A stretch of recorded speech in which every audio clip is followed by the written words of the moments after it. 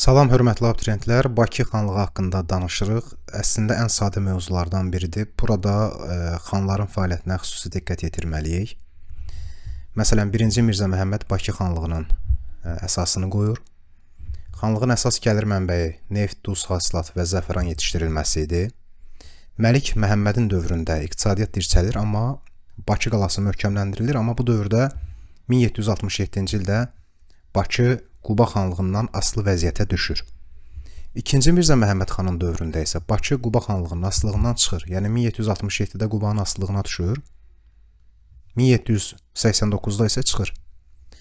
Hüseynqulu xanın dövrü 1792-1806-cı illəri əhatə edir. 2 dəfə Rusiya tərəfindən işğal edilir Bakı. 1796-1806-da.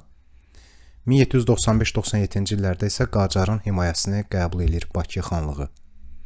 1806-cı ildə isə Rusiya tərəfindən işğal ediləcək və ləğv ediləcək.